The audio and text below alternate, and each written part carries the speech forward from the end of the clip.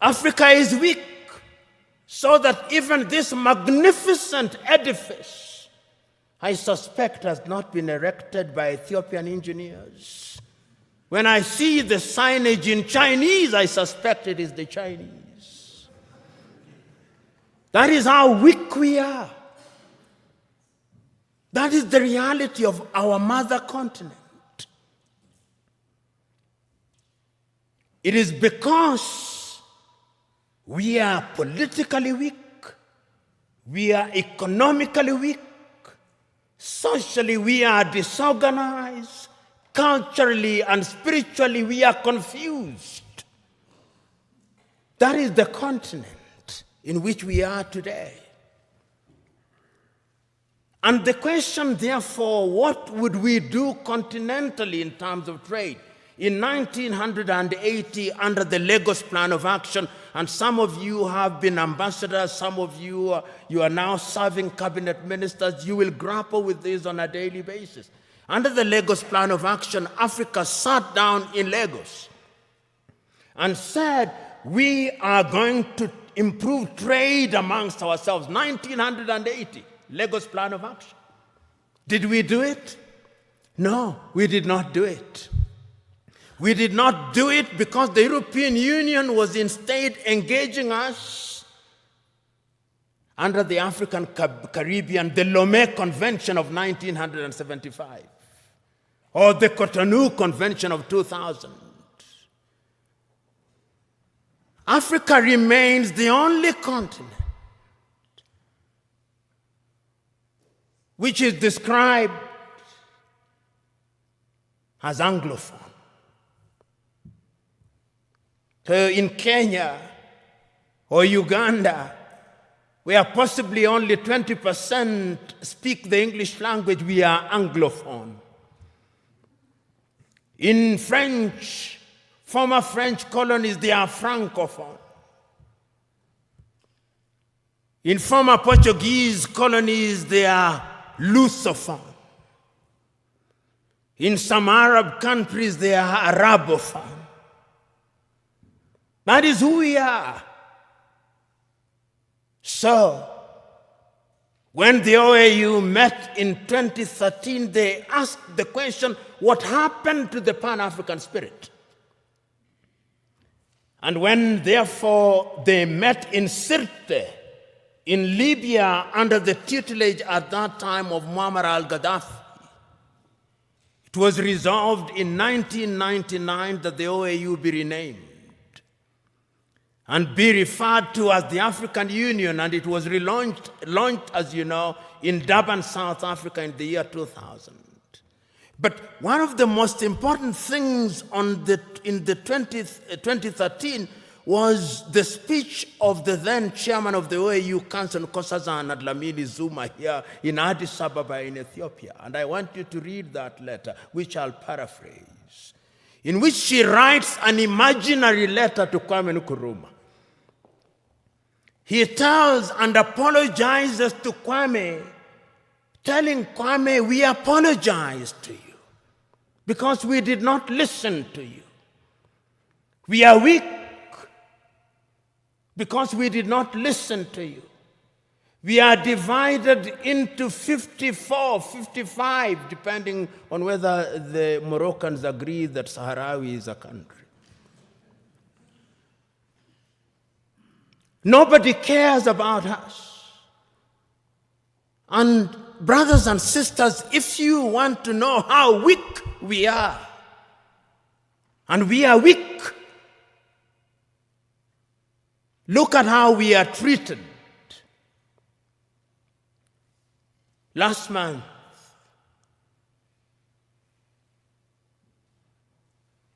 the world met in New York. The General Assembly. When African heads of states and government are speaking, the hall is empty. Nobody bothers because they are saying nothing. And even if they are saying something, it is something that can be ignored. Compare when an African head of state and government is speaking and when the Prime Minister of Little Israel is speaking. They will listen because we are weak and disunited.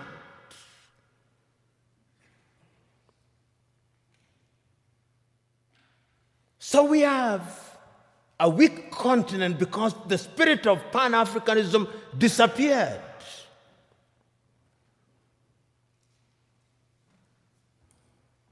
So the question that we can ask, what is the state of Pan-Africanism as we speak today? The African Union, which is weak, says the right things and does the wrong things 9 out of 10 times.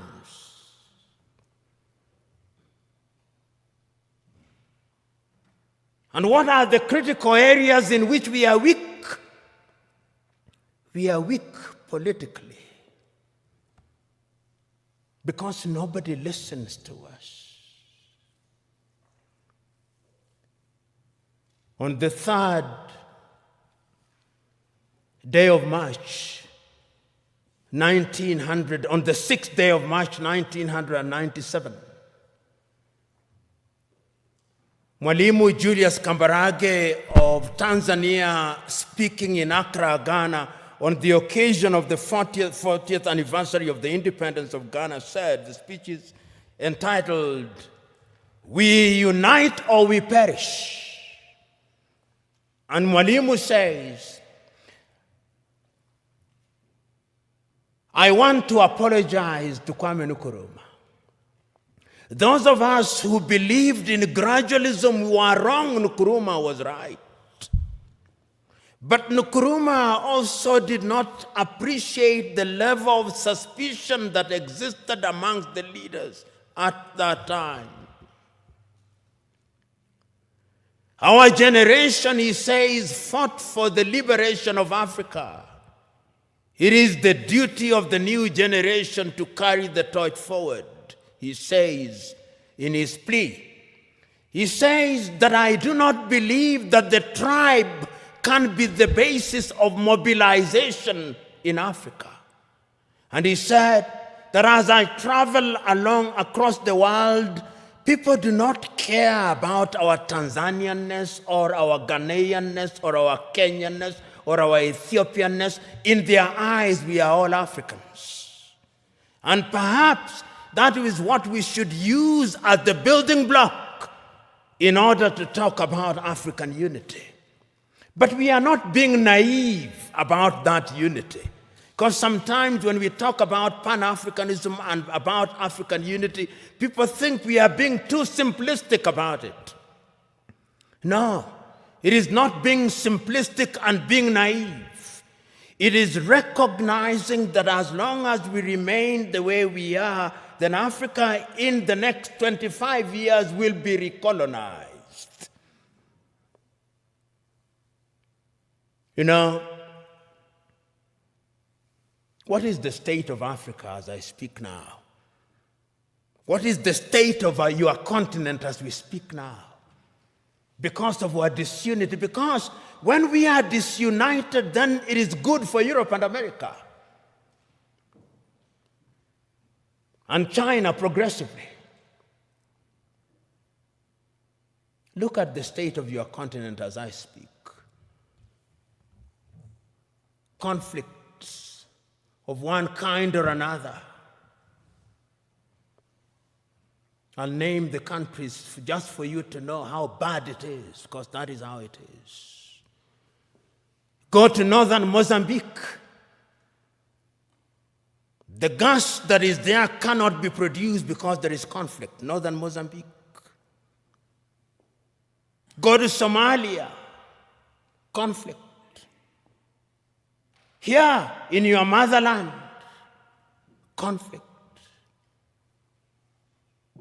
Go to South Sudan, conflict. Go to Sudan, conflict. Go to Libya, conflict. Go to Central African Republic, conflict.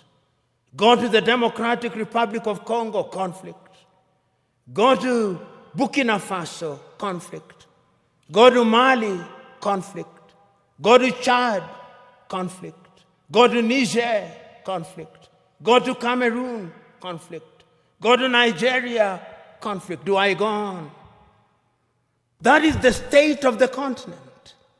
So that even when we talk about intercontinental trade, you tell me, can you drive from Addis Ababa to Dakar in Senegal? Unless you are Daredevil himself. Which group will not kidnap or ambush you? That is the state of the continent because we are weak and disunited. I fly from Nairobi, Kenya for 1.5 hours. I come from the shilling zone. I go into the birr. 33 currencies in Africa. 33 currencies.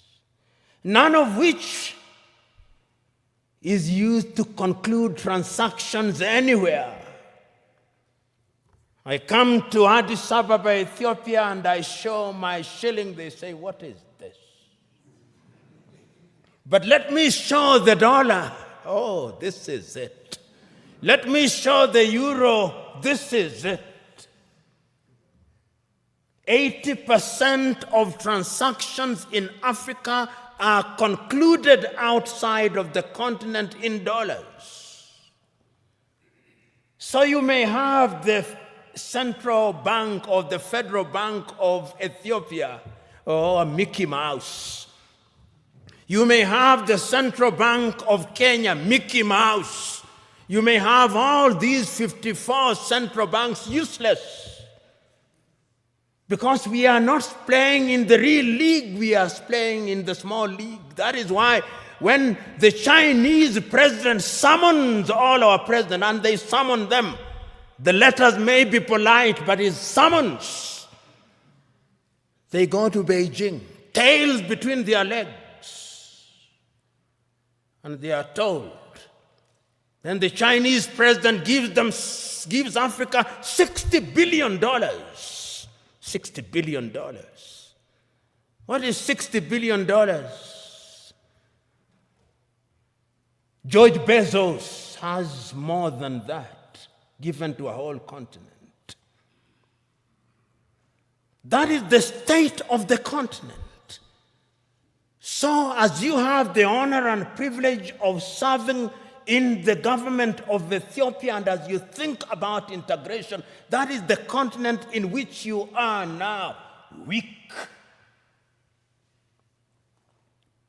2 weeks ago, I watched in great pain on television in Bamako, Mali, young Malians celebrating in the streets that the government of Mali had entered into successful or possible successful negotiation with Wagner, which is a Russian mercenary group, to replace the French. And they are saying how beautiful it is now. And I said, a slave celebrating the departure of one slave master and the arrival of another slave master. That is the state in which we are. I watched a woman from Nigeria who had been rescued from the Mediterranean around Lampedusa saying, I will not go back to Africa. Even if I die in the Mediterranean, I'll try again and again. What is it that can make a human being say that I do not want to go back to my home? Because the natural instinct of a human being should be that you want to go home. is because we are weak. So we are invited to Beijing. Then we are invited to Tokyo, the Japanese African Conference. Then we are invited to Europe. Then we are invited to the United States. And lately, even the Arabs invite us because we are weak. That is Africa now. But let me conclude by looking at Africa in the future. What is the state of Pan-Africanism?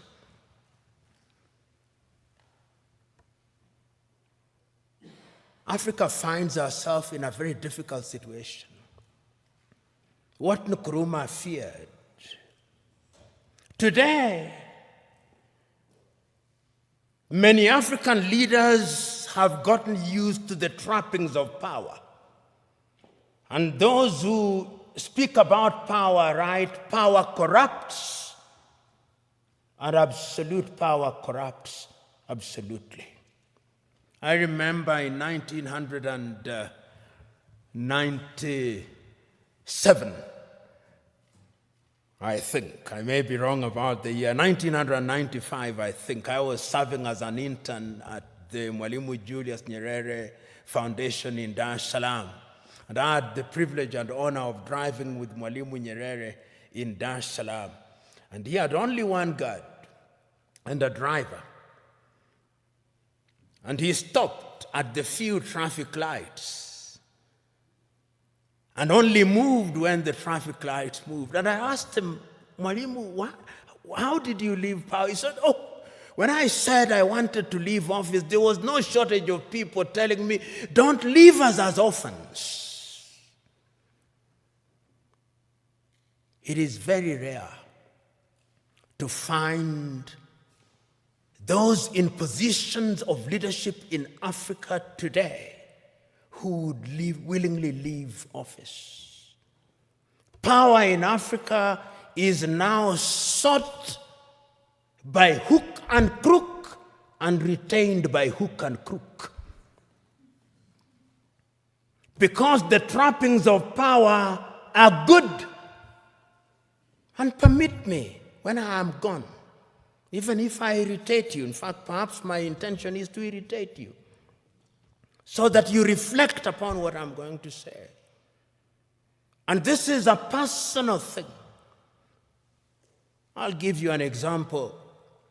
When I was appointed as the director of the Anti-Corruption Commission, I drove in the morning in my car with my driver. In the evening when I was leaving, there were 3 cars. Mine, what was allocated to me, and another one in front, and another one behind me, and 12 individuals. And I asked, who are these fellows? He said, these are your security. I said, I don't need my security. I don't need 2 cars, I only need 1 car. Because this thing you call security, this is spectacle. And throughout the period that I served, I had only 1 security and 1 car. And I say this because it is in the nature of power to make you use the things that you don't need. And once you get used to them, then without them, you feel empty and lonely. And you will find them. You'll be told, and many of you will love them. They are good. When doors are opened for you, they are good. When you occupy front seats, it is good. When you are addressed, Your Excellency, it is good. When you eat the best food, it is good. When you have security, it is good. But it can also dehumanize you. It can also monsterize you. I am asking you today that part of the problem of Africa is that we found human beings and we monsterized them. Writing in 1983, Nigeria's Chinua Achebe writes in a book which I commend to you, The Trouble with Nigeria, which could as well be the trouble with Africa. He says, the trouble with Nigeria is simply and squarely a problem of leadership. As we look at Africa today, I hope that this administration, which has now committed itself to the Pan-African movement, will think in that direction.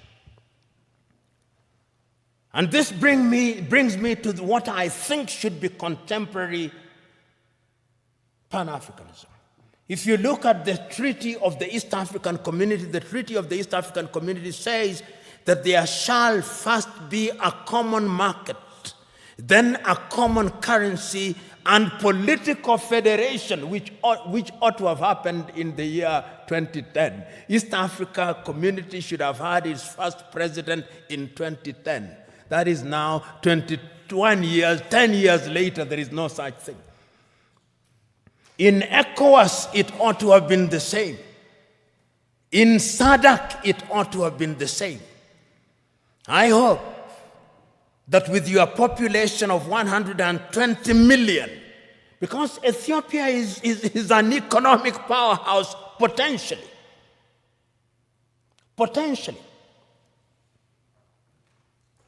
You know, Pan-Africanism, the new Pan-Africanism must have an economic component of it. That is how I understand Africa Agenda 2063. Africa Agenda 2063 says that by the year 2063, Africa will have pulled up her people into a middle-level economy on 7 pillars, economically, politically, and otherwise. And the Africa Continental Free Trade Area suggests to me that we'll have broken all the tariff and non-tariff barriers. Will we be able to achieve those in the spirit of new Pan-Africanism? Will we have one currency? Will we have one passport? We have already said so under the Kigali Agreement that we are going to have one passport. Will we have one telephone code? We have 55 telephone codes. You move from Nairobi 254, you come here, you have another one, you go to Eritrea, you have another one. There is no connectivity in the 21st century. How can you be taken seriously? Those of you in the United States of America, you fly from Boston, Massachusetts to San Francisco in the West, 6 hours, 40 minutes, the code is 1. The tariff is 1. The COVID test is 1. I moved from Nairobi to Addis Ababa, COVID test. If I don't travel this evening, I'll be subjected to another COVID test. I go to Tanzania, COVID test. Uganda, COVID test. Your nose will begin debating with you. In the United States of America, you take one COVID test from Miami and you don't take it as you go to St. Louis in Missouri. I'm talking about very practical things. I come here and I have to go through an immigration. My passport has to be stamped. Somebody in the United States of America does not have to do that. Somebody in the European Union across 27 countries does not have to do that. In China, which is, of course, 1.4 billion, does not have to do that. Until we change all those things, we are going nowhere. So that we have only one telephone code, so that we have only one currency, so that we have only a single immigration, so that we eliminate all these armies. You know, you look at some African countries and they have an army, which complete with 5-star generals who have never even quelled a street riot, and they are generals. Your money goes into maintaining militaries, maintaining embassies that you don't need. You see why Africa is poor? All these 55 countries have embassies. If we were one, there would only be one ambassador for Africa in the United States of America. There would only be one army with regional policing.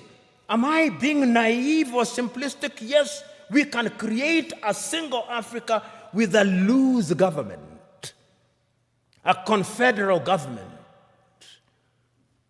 dealing only with foreign affairs and defense and monetary policy and general policy formulation, with different governance systems. That is the only way in which these narrow tribal instincts will be dampened. But as long as, and now I want to conclude, if we only see Pan-Africanism as sentimentalism, as a romantic idea about which we debate, and we remain as we are, then this is the Africa that I see. This is the Africa that I see in 25 years' time. Many Africans, either legally or otherwise, will break into different autonomous countries. Many of them. We'll have more than 100 countries in Africa, each claiming self-determination, and is already beginning to happen. Because we will be looking at narrow ethnic agenda as the only way of defining our affairs. Ethiopia will break down, Kenya will break down, Nigeria will break down, South Africa will break down. And look at South Africa. Only last week, the whites in Western Cape in South Africa have delivered a petition to the government in Pretoria saying they want to create their own country. The Democratic Republic of Congo will break down. Libya will break down. The only way in which we can immunize ourselves against all those things is to create a Pan-African nation which allows for self-determination within the nation. And we must redefine terms such as self-determination. Self-determination must mean the ability of a people within a bigger unit to enjoy their culture, to enjoy their tradition, to speak their language. They do it on a smaller scale in Switzerland, those of you who are familiar with Switzerland. And we de-emphasize the presidency, we de-emphasize the prime minister's office. Pixley Kaisa Kaseme said, and I conclude with him, Africa is diverse. Some people say that because of our diversity, she cannot unite. She can. Because unity in diversity is possible if we understand what human beings need. In the nature of things, human beings need security.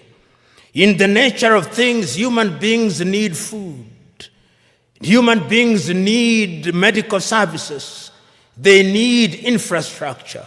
If you have a government that allows that, he said, then it reminds me of the piano. If you press the black button of the piano, it produces some sound. If you press the white one, it produces some sound. But if you press both the black and the white, it produces melodious music. And I think that the new Pan-Africanism must look to that. And you who have the honor and privilege of thinking and working in government, it is your duty to start that journey. It is not going to be easy, but it is an intergenerational journey. Play your part, for it can be done, and it must be done.